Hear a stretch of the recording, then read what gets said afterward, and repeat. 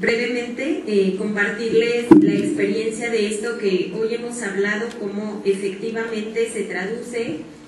en la afectación a la vida de las mujeres y particularmente en los cuerpos de las mujeres respecto al derecho a decidir de las mujeres sobre nuestro propio cuerpo. Y la primera parte es decirles sobre la situación de las mujeres criminalizadas por aborto. Me parece que acá la mayoría conoció esta situación en Guanajuato, que no se terminó en el 2010, sino continúa. Hubo, por lo menos en ese momento, una evidencia de la problemática y nosotras decimos como que descubrimos una caja negra que no hubiéramos querido conocer, porque sabíamos o pensábamos que o queríamos que solo fuera Guanajuato, y después de esa situación de Guanajuato nos enteramos que pasa en todo el país, y eso es lo realmente grave, que más bien no lo sabíamos y que apenas estamos reconociendo una problemática que siempre ha pasado. Me parece que más bien no la sabíamos, ahora que la sabemos, pues la dimensión es mucho más grave. Saben que en Guanajuato, y como digo, está ocurriendo en todo el país, hay mujeres, en este momento siguen, mujeres criminalizadas por aborto y por homicidio en razón de parentesco. Que además hay una sección que hacen entre los médicos, los ministerios públicos y los jueces con el tema del delito, porque hay una línea tan delgada para decir cuándo es aborto y cuándo es homicidio en razón de parentesco, y la única muestra palpable que tenemos pues son los expedientes, donde podemos ir leyendo lo que estas ideas religiosas, morales, católicas se traducen en la cabeza de estos agentes en los expedientes de las mujeres, ¿no? Y cómo van poniendo frases lapidantes para las mujeres, como así una condena de por vida, porque ellos creen que han hecho lo peor que una mujer puede hacer en la vida y que además merecen lo peor. Y esa línea tan delgada tiene que ver con que haya mujeres criminalizadas por aborto en Guanajuato, y casi es más o menos en el país. La penalidad mínima es máximas de 3 años, se puede salir bajo fianza. En promedio, las mujeres que entran por aborto a la cárcel, en promedio en Guanajuato están de 1 a 5 días en lo que sus familias, por supuesto son mujeres pobres, ¿no? Las ricas también se hacen abortos, pero si tienen 20,000 pesos pueden ir a cualquier hospital Ángeles y demás, y no pasa nada. El tema es con las mujeres pobres, pero al final el Estado de todas maneras les cobra el aborto a 10,000 pesos, porque la fianza que tienen que pagar normalmente es de 10,000 pesos para poder salir. Y entonces nosotras empezamos a documentar una década, del 2000 al 2010, qué pasaba con la criminalización contra las mujeres, porque el gobierno del Estado siempre decía que nunca en la vida jamás había metido una mujer a la cárcel por aborto, aunque el delito existe, ¿no? Y como digo, la penalidad, un dato interesante, solo en San Luis Potosí el aborto está considerado como un delito grave, igual que secuestro, etc. En este momento hay mujeres en la cárcel por aborto y no pueden salir porque ahí no pueden pagar fianza,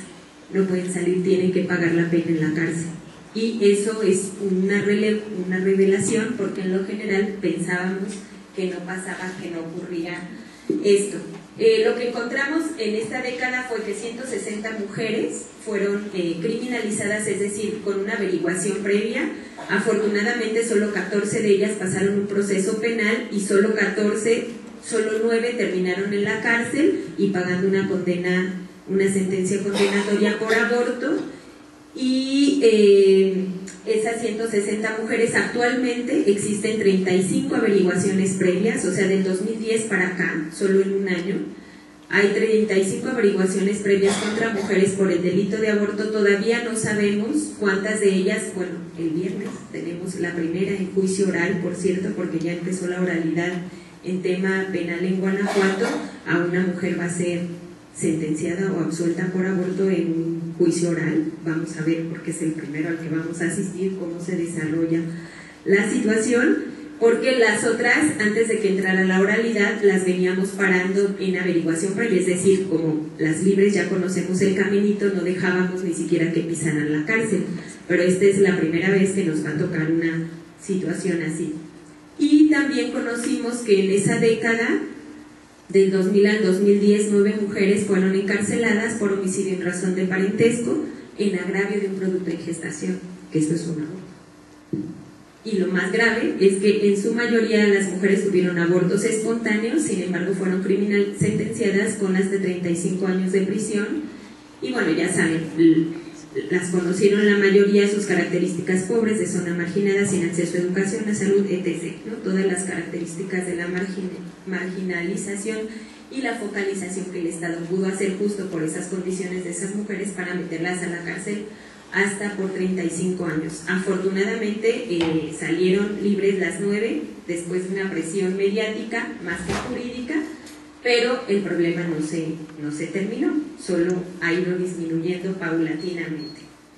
Ahora hablar un poco sobre el tema de las mujeres estigmatizadas por aborto. Y esta parte la quiero hacer más en términos positivos, porque desde el 2000 para acá, a raíz de toda esta situación de conocer, yo considero que las libres de habernos metido a todo este ajo desde el 2000, conocemos más o menos a profundidad todo lo que pasa con el aborto en Guanajuato, y eso nos ha permitido, pues sí, actuar un poco más adelante que ellos. Y en este tema de mujeres estigmatizadas, nosotras del 2000 para acá hemos venido trabajando sobre el acceso al aborto seguro para todas las mujeres. Y nuestra intención es eliminar el estigma. Es decir, cuando una mujer, hacemos un trabajo político con las mujeres, cuando una mujer accede a un aborto seguro,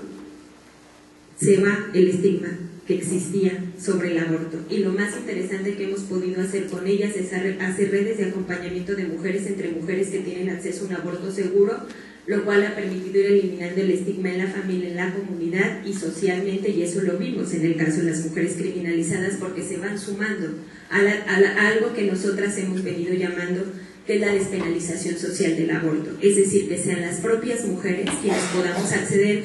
o dicho de otra manera, nosotras decidimos no esperarnos a que unos señores nos dieran permiso de tomarnos el derecho a decidir sobre nuestro propio cuerpo. Lo hemos tomado, más bien lo hemos arrebatado, y ya no les ha quedado de otra más que medio aguantarse. Y nosotras hacemos este acompañamiento para el acceso al aborto seguro para las mujeres, y las mujeres que van accediendo al aborto seguro van acompañando a otras mujeres. Y eso hemos ido avanzando más hacia la despenalización social del aborto, porque en las condiciones de Guanajuato, si esperamos a que lo haga un congreso, se imaginarán que pasarán 1000 años para ello. Entonces tendremos que arrebatarlo de otra manera. Y esto tiene que ver con que nosotras sí nos tomamos en serio el tema de la autonomía en el cuerpo de las mujeres, pase nosotras, es nuestra decisión, y porque también nosotras creemos que tenemos el derecho a decidir sobre nuestro propio cuerpo, y que eso solo es la decisión más íntima, más personalísima y más nuestra, y nadie tiene que intervenir sobre ella, y además porque nosotras sí creemos que el aborto es un derecho humano de las mujeres.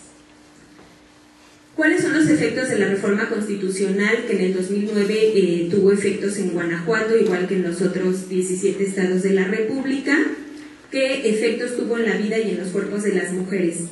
No fue con la reforma, venía desde antes, y viene una década, y particularmente se institucionalizó una política de Estado en contra del derecho a decidir, particularmente de criminalizar el aborto con Fox, desde que era gobernador de Guanajuato, y que luego quiso pasar por acá,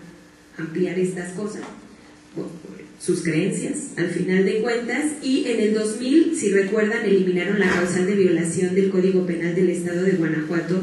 y su ley duró un mes vigente, donde pretendían meter a la cárcel a las mujeres que fueran víctimas de violación, que intentaran hacerse un aborto, ni siquiera que se lo hicieran, sino que intentaran. Nosotras no sabíamos. Cuando logramos que se vetara esa ley, pensamos que habíamos ganado. Nunca nos imaginamos que efectivamente metían a la cárcel a las mujeres víctimas de violación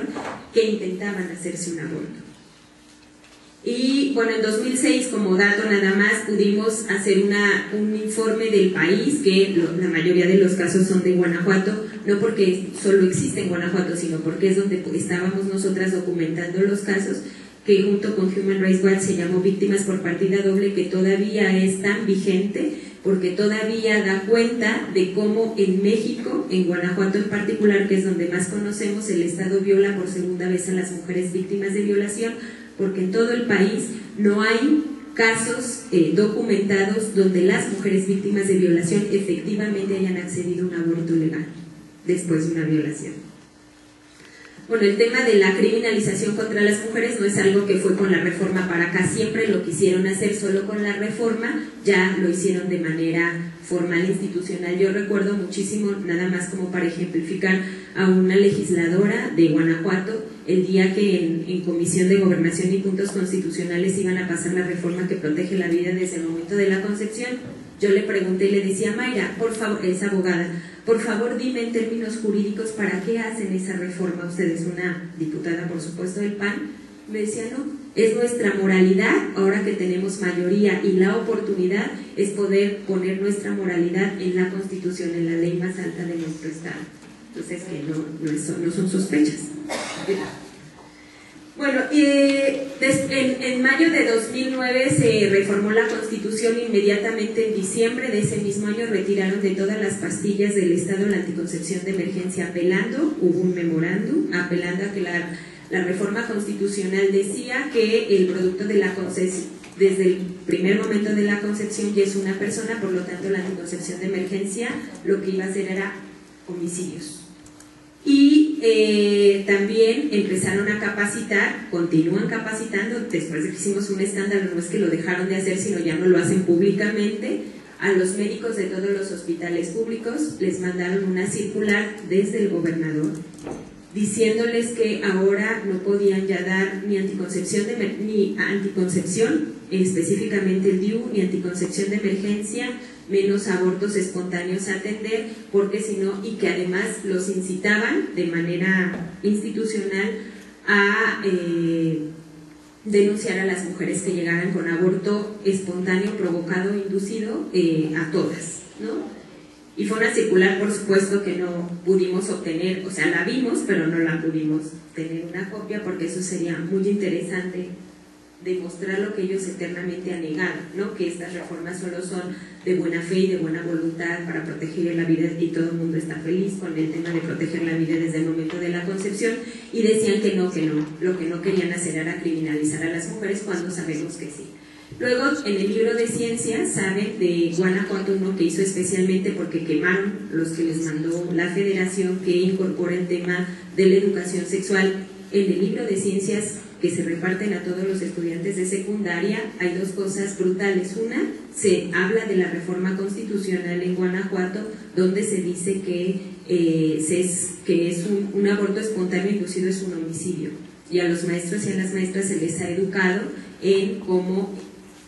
decir o pasar la educación diciendo que es un homicidio, o sea que ya ni siquiera es aborto, sino es un homicidio desde el momento de la concepción. Entonces, que la planificación familiar, que la anticoncepción de emergencia, etc., estamos ante eventos de homicidio. Y lo más brutal es que obviamente está totalmente apegada a la educación sexual a concepciones católicas, morales, religiosas, donde ellos dicen que la abstinencia, y solo hasta el matrimonio, por supuesto católico, los hombres y las mujeres tienen derecho a las relaciones sexuales. Rápidamente decir sobre la violencia de Estado. Sí, por supuesto que es una violencia de Estado contra las mujeres, es violencia. Nosotras hemos venido documentando y queremos caminar hacia eso, sobre documentar la violencia feminicida por aborto, la violencia institucional a la negación de los servicios y además a la denuncia que hacen, porque todas estas mujeres han sido criminalizadas gracias a la denuncia de los médicos. Y eso es una brutalidad, porque Guanajuato además es el único estado que tiene legislado que los médicos tienen que guardar el secreto profesional, y que quien no lo guarde está ante la violación de la ley.